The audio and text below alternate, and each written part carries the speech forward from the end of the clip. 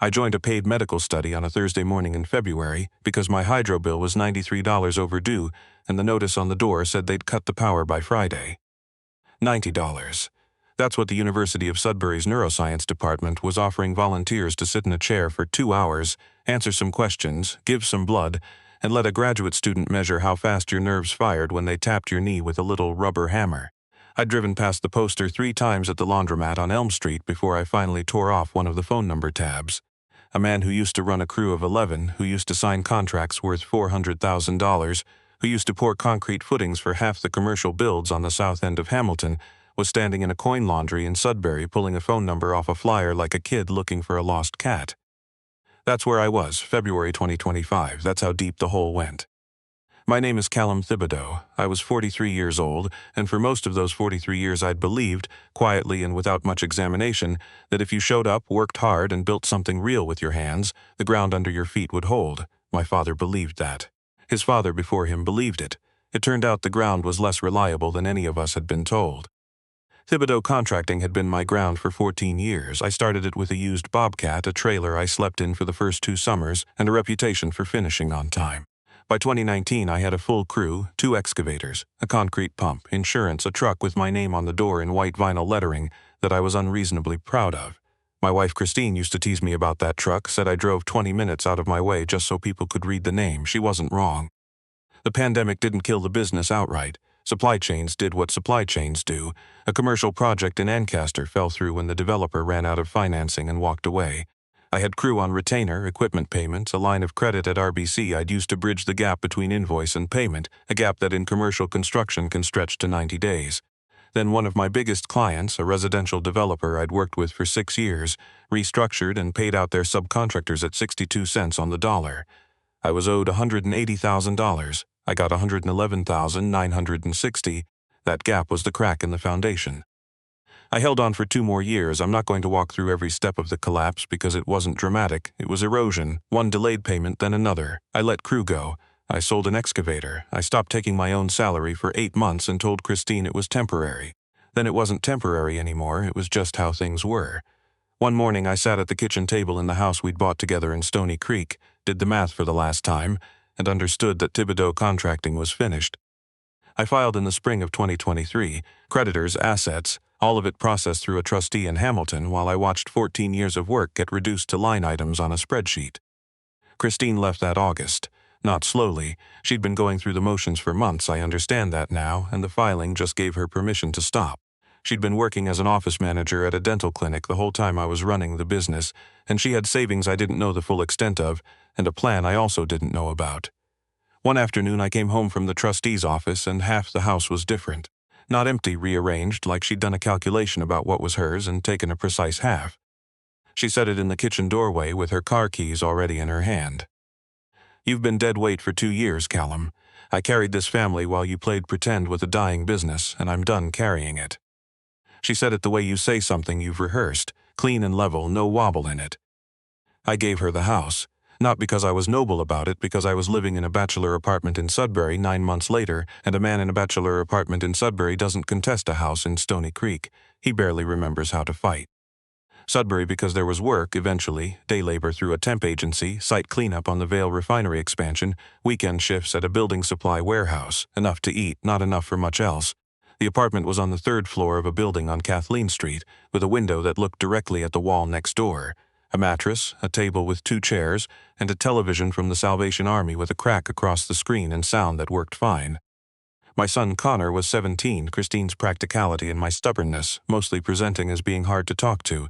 He wasn't cruel, he was disappointed, the way teenagers are disappointed when they realize their father is a regular human being who makes regular human mistakes, and those mistakes have weight. My daughter Lily was 14. She called every Sunday without fail, and when I didn't pick up, which was more often than I'm proud of those first months, she left voicemails that read like factual reports of her week. Lily had been keeping a lid on her feelings since she was about 6. She has my mother's self-containment and her grandmother's backbone, and a way of looking at you when you're lying to yourself that makes the lying feel like more effort than it's worth. One Sunday in November, she asked me directly, "Are you eating?" "I'm fine." "Dad, are you eating?" "I'm working on it." I'll send you a list of the grocery stores near you. There's a Freshco on LaSalle. They have good sales on Thursdays. She sent it 20 minutes later, organized by aisle. I kept it folded in my wallet and shopped on Thursdays for the rest of the winter. And every time I pulled that paper out in the cereal aisle, I thought about what it means when your 14-year-old daughter is the one keeping you functional. February 2025, the hydro notice, the flyer, the phone number tab. I drove to the university that Thursday morning and sat in a waiting area with 3 other people, all younger than me, all looking like grad students supplementing their stipends rather than men trying to keep their lights on. A research coordinator named Priya Nakashima, 29, small, efficient, the kind of person who walks fast in hallways because she has too many things to do, walked me through the consent forms. Blood draw, nerve conduction test, cognitive baseline, genetic saliva sample. 2 hours, $90, cash. The blood draw was first, then the nerve conduction, a rubber hammer, some gentle prodding, a machine measuring how fast signals traveled through me. The cognitive tests were memory exercises, pattern recognition, verbal recall. I did fine, better than fine apparently. Priya said the scores were strong, in the flat tone researchers use when they're not supposed to attach value to a number. Then the genetic sample is the last step, a cheek swab. It gets coded and anonymized into the study database, standard procedure. Any questions? I didn't have questions. I did the swab, filled out the final form, got my $90 in an envelope, shook Priya's hand, and drove to Freshco on LaSalle. That was Thursday. On Tuesday, Priya called. Mr. Thibodeau, are you available to come back to the lab? Is there a problem with the sample? Not a problem, something unexpected. We'd like to speak with you in person. I drove back Wednesday afternoon. Priya met me at the front desk herself, which was the first sign this wasn't routine. She walked me past the waiting area, past the rooms where I'd done the tests, into a quieter hallway with better carpet and offices that had names on the doors. The office belonged to Dr. Radmila Horvatova, 51, Czech Canadian, head of the neurodegenerative genetics unit. She had the kind of face trained over decades to deliver complex information without being alarming. She shook my hand with both of hers and asked me to sit, and something in the way she did it made the back of my neck go quiet and alert at the same time. Mr. Thibodeau, thank you for coming back. I want to be straightforward with you. She set a file between us, a printout with my genetic code running down the margin in that notation that looks like a foreign language. When we processed your sample as part of the study cohort, our software flagged something unusual. We ran the sequence twice to confirm the results are the same both times. What kind of unusual? You have a genetic variant in a cluster of genes associated with neurodegenerative protein folding, specifically a variant that appears to confer significant resistance to a category of prion-related protein accumulation disorders, early-onset ALS, certain forms of progressive familial encephalopathy, a related group of rare hereditary conditions.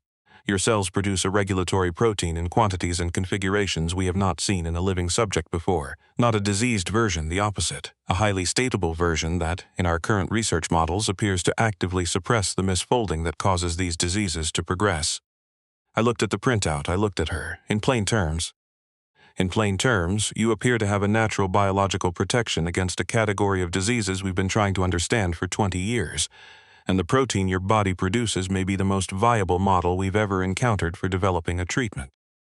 How rare is that? She paused. We've cross-referenced every genomic database we have access to. We found 2 partial matches worldwide.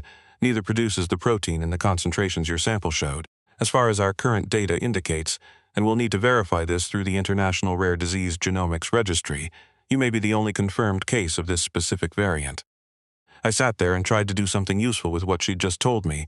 The man who'd driven to a university in February with $90 on the line had a genetic variant no one on Earth had documented. The universe, I was beginning to understand, has a very particular sense of irony. Before I could process it further, Dr. Horvatova's desk phone rang. She looked at it, something crossed her face, and she said, "This is the call I've been waiting for. Do you mind if I take it here?" I didn't mind. I wasn't sure I could have moved anyway. The call was from Dr. Annika Roth, scientific director of a Vancouver biotech company called Novastem Genomics. I'd learned that Dr. Roth, 46, German-Canadian, had spent 8 years building a research program aimed at the exact protein folding mechanisms Horvatova had described, and that Novastem had 2 drugs stalling in early trials for lack of a real living model of the mechanism working correctly. They had been waiting for exactly what I apparently was. Dr. Roth flew from Vancouver to Sudbury 4 days later, a connection through Toronto, half a day of travel, in under 40 hours of my sample being confirmed. We met again in Dr. Horvatova's office. Dr. Roth was precise in the way scientists become precise after 8 years of fighting for funding, no fat on any sentence. She explained what my variant meant as a biological reference model, why the two partial matches they'd found before weren't enough, why the concentrations I was producing mattered. Then she set a document on the desk. Mr. Thibodeau, Novastem is prepared to offer you a research partnership, quarterly blood draws, a biopsy twice a year over 5 years, Vancouver or a partnered lab in Toronto, all travel and accommodation covered. In exchange, a flat sum of $1.4 million paid in 3 tranches at signing at year 2 and at year 5, plus a royalty of 0.3% on any compound that reaches phase 2 trials using your genetic data as the primary model. Novastem retains full intellectual property on the base research. Participation is voluntary. You can withdraw any time, at which point compensation converts to a prorated amount. I looked at the number, $1.4 million. It didn't land. It floated above the desk like it was waiting for permission to mean something. The $90 envelope from last Thursday was still sitting on my kitchen counter. I hadn't even deposited it. The bank was across town and I hadn't had gas money to make the trip worth it. You're offering me $1.4 million. For your participation in potentially one of the most significant neurological research programs in the country right now. Yes. I came here for $90. Neither of them said anything for a moment, and I think all 3 of us understood the silence, even if only I knew what $90 had meant to me 2 weeks earlier. The value of what you carry has nothing to do with what brought you here, Dr. Roth said. Your biology doesn't care about the circumstances of how we found it. Something about that sentence sat in my chest like a stone being turned over. The same body that had hauled concrete forms in February wind, that had poured footings in the rain, that had kept showing up on job sites while the business quietly died around me. The same body my wife had called dead weight was running a biological process that 2 PhDs had flown across the country to find. I thought about my father, Raymond Thibodeau, who used to say the land doesn't lie, you can own nothing else, but if you know what's in the ground, you know what you have. He meant it about rock and soil. I understood it now in a way I hadn't expected. Then Dr. Horvatova said, there's one more thing. When we confirmed your variant, we ran the full panel, standard practice for any novel genetic classification. She opened a second file. Your DNA contains a distinctive marker cluster consistent with Métis heritage, specifically a signature associated with the Red River Métis population of Manitoba. I looked at her. My mother was French-Canadian, my father's family Acadian from New Brunswick as far back as anyone had tracked it. I'd never heard the word Métis used about my family. What does that mean? It means somewhere in your biological ancestry there is Métis lineage, significant enough that it's not a trace. And when we cross-referenced your genome with the Genealogy Canada database through the Rare Disease Genomics Registry, with your consent, it's in the paperwork you signed for the study, we found something. A high-probability biological relative, a woman named Pauline Swifthawk, 71, in Winnipeg. Based on the shared markers, most likely your biological grandmother's sister, your great-aunt. The room went quiet in a different way than before. She's been registered in the database. For 6 years, she added her DNA specifically to locate a male relative matching a profile she had partial information about. She's been searching. She's been searching for me. Dr. Horvatova set a printed record on the desk, a name and address, a phone number, and a 204 area code I recognized as Winnipeg. It appears so. I was 43 years old, sitting in a university office in Sudbury, and there was a woman in Winnipeg who had been looking for someone matching my DNA for 6 years. I didn't cry in that office. I held it together the way men of my generation hold things together, with jaw and silence. But something was shifting in my chest that I didn't have language for yet. Not hope before hope. There's a smaller thing, the way frozen ground feels in April. Not warm, just not as hard. I need a day, I said. Take whatever time you need. I drove back to Kathleen Street, sat at the kitchen table and looked at the water ring on the laminate where I set my coffee cup every morning. I thought about what my father used to say about the land and what Dr. Roth had said about biology not caring about circumstances. Then I called Connor. He answered on the second ring, mildly disappointed it wasn't someone else. He's 17, that's not a criticism. What's up? Something happened, I need to tell you. I told him everything, the study, the variant, the offer, the great-aunt in Winnipeg. He didn't say anything for long enough that I thought the call had dropped.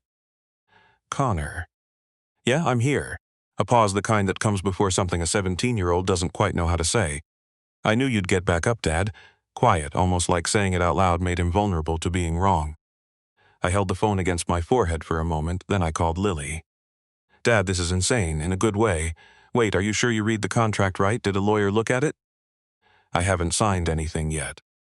Don't sign anything until a lawyer looks at it. I know.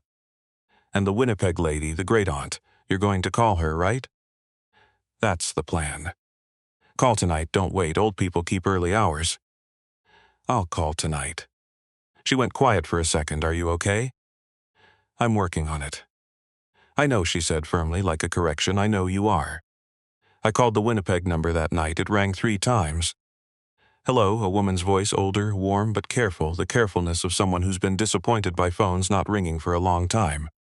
Mrs. Swifttalk, my name is Callum Thibodeau. I'm calling from Sudbury, Ontario. A genetic research lab told me we might be related. The silence that followed was the longest I've ever waited through on a telephone, not uncomfortable, full. Oh my lord, is it you? Not a question, the way you recognize something you've been looking for, with the settling of something that had been unsettled a long time. You've been looking for me? 6 years I've had my name in that registry. I am 71 years old, and I don't have a lot of family left, and the family I do have, some of them I couldn't find. Your grandmother, Marguerite, she was my sister, my younger sister.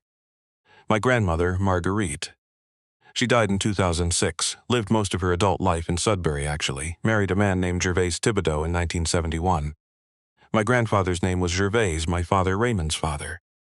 Your grandfather Gervais was Métis from the Pembina community originally. He met Marguerite in Winnipeg in the late 60s. She was Métis too, Red River, on my mother's side. They moved to Ontario when your father was small. Gervais had family connections to the mining industry, the refinery operations in Sudbury, going back a generation. My grandfather worked at Inco for 28 years. I'd known that my whole life. I hadn't known where the family started. Your grandmother kept in touch with me for years, letters, then calls. Then things got complicated. Distance, time, the way families spread out and lose the thread of each other.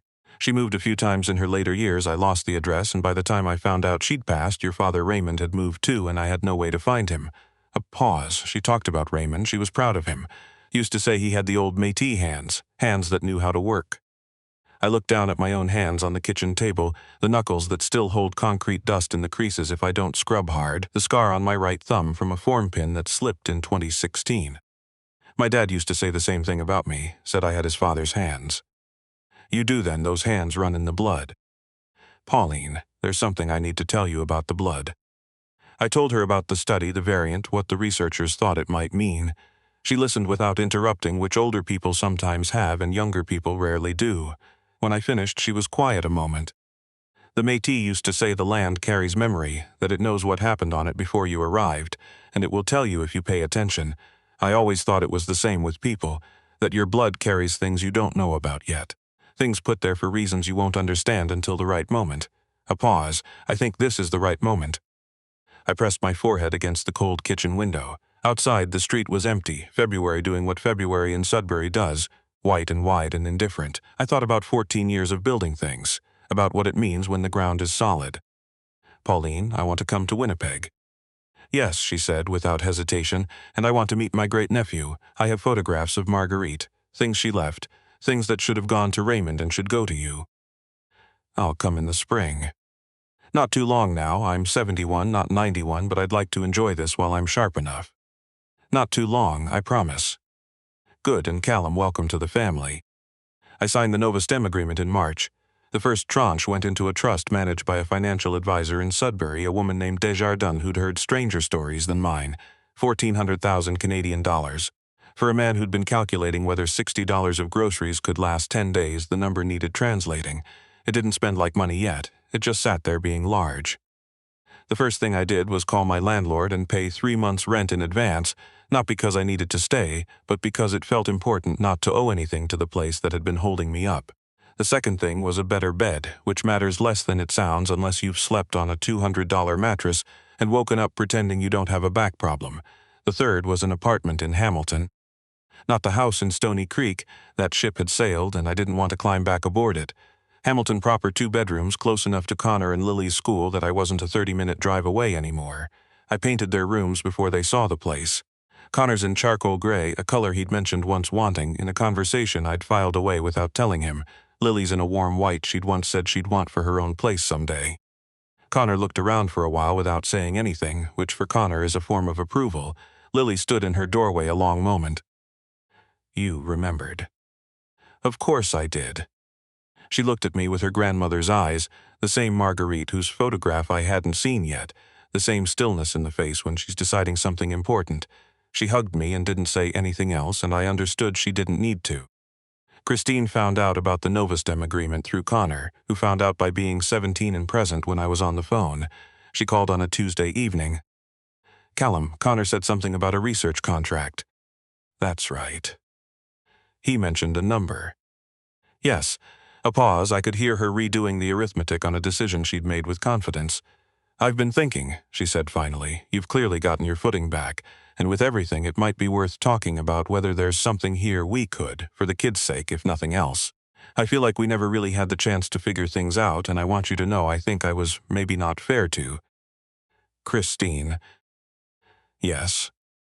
You called me dead weight. You'd already opened a separate savings account I didn't know existed. You packed with precision on a Tuesday afternoon while I was at the trustee's office signing bankruptcy papers. And now you're calling me on a Tuesday evening, and I know exactly what math you're doing in your head right now. She was quiet. The mistake wasn't leaving, I said. The mistake was believing my value to you was a number in a bank account. I'm not going to be the man who lets you make that mistake again. Callum. Goodbye, Christine. I'll see the kids Friday. I hung up without anger and without satisfaction either, something closer to reading a level and confirming the surface is true. My first visit to Novastem's Vancouver facility was in April. They put me up in Kitsilano with a mountain view on clear mornings, and I stood at that window each day before breakfast thinking about how long things take to build and how long they take to come apart, and how the mountains don't notice either. The research team was 8 people who'd spent years on this exact protein folding problem and who treated my blood draw the way archaeologists treat a find professional excitement they were working hard to keep professional. Dr. Roth was more human in person than over video. She had a daughter Lily's age and talked about her with the same blend of pride and helplessness I recognized in myself. At the end of the last session, she shook my hand. You know, when I started this program 8 years ago, I thought we'd find a breakthrough in the synthetic pathway. I never thought we'd find it in a person. I came for $90. She smiled. I know the world is strange. It is, but I've started to think the strangeness runs in a certain direction if you wait long enough to see it. When I got back, my old foreman, Danny Beauchamp, came over with a case of Molson Export and some gas station charcuterie he presented, without irony, as a celebration. Danny is 50, Sudbury born, has worked construction since he was 17, and considers any conversation over 4 minutes an extravagance. He looked around the apartment. Not bad. Thanks. So you're a medical thing now. I'm a concrete foreman who lets scientists take my blood 4 times a year. That's the weirdest sentence you've ever said. I know. He cracked 2 beers, handed me one, sat down. Your dad would have a lot to say about this. What do you think he'd say? He'd say the same thing he said about concrete. You don't know what it'll hold until something needs holding. I thought about that. You know what my Aunt Pauline told me on the phone? The Métis believe the land carries memory. That blood carries things too, things you don't know about until the right moment. Danny chewed some salami. Sounds like something Raymond would say. It does. Well, he raised his can, golden blood and Métis blood and concrete blood. That's a lot of blood for one guy. About right. We drank. I went to Winnipeg in May, drove the whole way, 14 hours through the Shield past Thunder Bay into the flat prairie opening up around you like the country exhaling. There's nowhere else quite like that. Lily came with me. Connor had exams. Those 14 hours in the truck are something I'll keep from this whole year. The way she read highway signs out loud for the first 3 hours before falling asleep. The way she woke up outside Dryden, looked at the Shield rolling past and said quietly, almost to herself, "This is really beautiful, isn't it?" Yeah. We come from here, this geography. Some of it. She was quiet a while, then, I want to get tested, the genetic panel, and if I have anything useful, I want to be part of the research. 14 years old, saying it with the calm certainty of someone who'd already decided and just needed to file the paperwork. I know you do, I said. Pauline's house was a bungalow in River Heights with a garden just coming up. She was standing at the door before I'd turned the engine off. She looked like my grandmother in the one photograph I have of Marguerite, around the eyes, the way she held her chin, or I looked like her. When you find a face that matches yours in ways you can't describe, you lose track of the direction. She took both my hands before she said anything. I see Marguerite in your face. I see her in my daughter. She looked at Lily, then back at me. She has the hands too. We stayed 3 days. Pauline had boxes, letters, photographs, things from Marguerite's life, before Sudbury, before Gervais, from the Red River community, events I had no names for until she gave me the names. Photographs of jigging competitions, community hand games. the deliberate documentation of a culture that has had to work at remembering itself. On the second day, she drove us to Birds Hill Park, east of the city, once a site of historic Métis gatherings. She stood at the edge of the trail, looking out at the prairie. Your grandfather Gervais used to say the Métis were people of the in-between, French and First Nations, river and prairie, this side of the line and the other. He said that made some people think we didn't belong anywhere. He thought it made us belong everywhere we stood. You put your feet on the ground, and the ground is yours. You carry it with you. I looked at the horizon, flat and certain, going further than I could follow with my eyes. My father used to say something similar, about concrete, about what the ground holds. Then you are your grandfather's grandson. She put her hand on my arm. The ground knows you, Callum. It knew you before you knew it. I'm back in Hamilton now. Same apartment, but it doesn't feel like the same apartment. Connor is saving for his own place and calls twice a week, which for a 17-year-old is roughly the equivalent of any reasonable adult's constant availability. Lily has had her genetic panel done. I'm not going to say what the results were because that's her story to tell. I'll say she cried once in the car on the way home, brief and private, then straightened in her seat and asked, "Okay, what do we do with it?" "Whatever you decide." That's not an answer. "It's the only one that's mine to give," I said. "What you do with what's inside you is yours." She thought about it the rest of the drive. When we got home, she asked me to put the kettle on, and over tea she told me what she'd decided. I'm keeping that between us. I took a foreman job with a contractor in Hamilton's East End, the same soil reading and site grading and concrete work my hands know without being told. Danny said I was insane for working when I didn't have to. I told him what my grandfather used to say about why he showed up to Inco for 28 years. Knowing you could stop is different from stopping.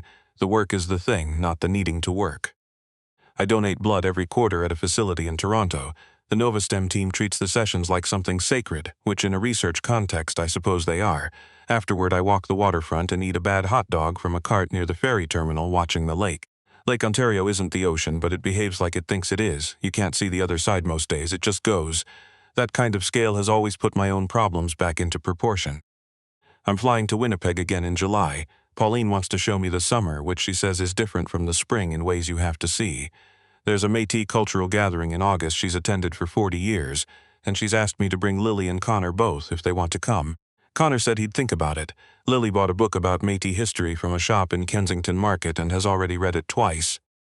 I still drive past construction sites sometimes and slow down the way you slow down past a place you used to live, not grief recognition. I know what's happening at every phase. I can read a site the way you read a face, what's solid, what's not, where the pressure's going, what still needs support. My wife called me dead weight. She was doing the math she had with the information she had, and she came to a conclusion I understand even if I don't forgive the timing of how she delivered it. The math was wrong, not because the money changed the equation, but because the equation was never about money. The protein variant, the genetic markers, the Métis lineage my grandfather Gervais carried from the Red River to the Sudbury nickel mines and passed to my father and my father passed to me, none of it changed the day she said it. The difference is that someone finally looked. I go back to that Thursday morning in February sometimes, the laundromat on Elm Street, the flyer on the corkboard by the door, the phone number tab I almost didn't take because I wasn't sure it was any kind of answer. $90 isn't a solution to anything. I knew that when I pulled the tab, but it was the thing between my power staying on and my power going off, and sometimes you pull the tab because that's what you have, and the alternative is sitting in the dark. I didn't know what was in my blood. I didn't know what was in my grandfather's hands or my grandmother Marguerite's eyes or the Red River soil that gave both of them something they carried into this country and eventually into me, but I showed up. I sat in the chair. I gave them what they asked for. Sometimes that's enough. Sometimes showing up with what you have left is exactly the thing that changes everything. Not because the showing up is heroic, but because what you're carrying turns out to be more than you knew, and you only find that out when you're finally in the right room for someone to tell you. Have you ever been told you were nothing? Have you ever been written off by someone who thought they knew what you were worth and believed them, at least for a while? I did. I believed Christine for longer than I want to admit. Dead weight, I turned that over in the dark of the apartment on Kathleen Street more times than I'll ever tell my kids. Here's what I know now that I didn't know then. The weight was never dead. It was just waiting to be measured by the right instrument. What are you carrying that nobody's measured yet? Drop it in the comments. I read everyone.